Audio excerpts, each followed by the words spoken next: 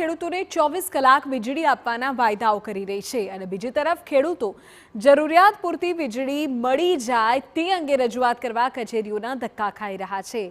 વાત છે જામનગરના કાલાવડ તાલુકાની 20 થી વધુ ગામના ખેડૂતોએ પીજીવીસીએલ કચેરીએ વિરોધ દર્શાવ્યો। ખેડૂતોએ આપવીતી જણાવતા કહ્યું કે ખેતરમાં ટીસી ખરાબ થાય તો સમારકામ માટે અધિકારીઓને વારંવાર યાદ અપાવવું પડે છે।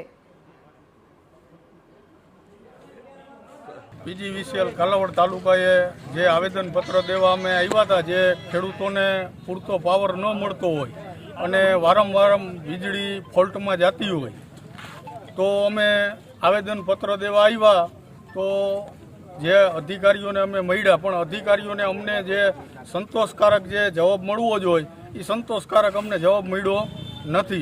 अमने खेडूतोनी अमारी एक ज मांग छे के पावर अमने पूरतो मळे।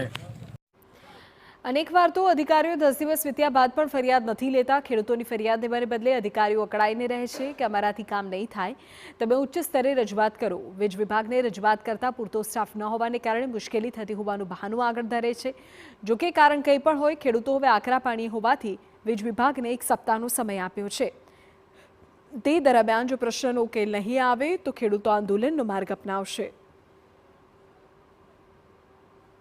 ग्राम्य विस्ताરના ખેડૂતોનો જે પીજીવીસીએલનો જે આક્રોશ હતો એ આજે તમામ ગામના ખેડૂતો પીજીવીસીએલ કચેરી કાલાવડ ખાતે આવી અને આવેદનપત્ર આપ્યું છે। એ લોકોનો એક જ પ્રશ્ન છે કે વાડી વિસ્તારમાં સમયસર વીજળી નથી મળતી। દિવસે વીજળી મળે છે તો ટ્રિપિંગ વધુ આવે છે। સમયસર ટીસી બળી ગયું હોય તો લોકોને ટીસીનો પ્રોબ્લેમ છે જે ટીસી બળી ગયું છે તો આજ 10 દિવસ સુધી ટીસી મૂકવામાં નથી આવતા તો એનું પણ લોકોની આવેદનપત્રમાં આપ્યું છે।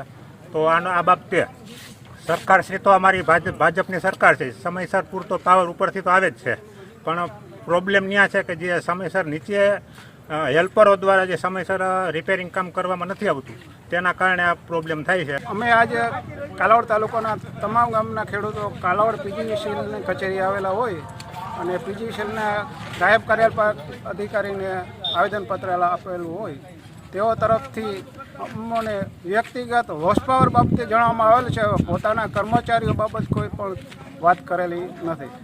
જો અમારા ખેડૂતોને માંગણી મુજબ સંતોષકારક કાર્યવાહી કરવામાં નહીં આવે તો અમે 7 દિવસ પછી તમામ ખેડૂતો ભેગા થઈ અને પીજીવીસીએલની કચેરીએ આંદોલન કરીશું।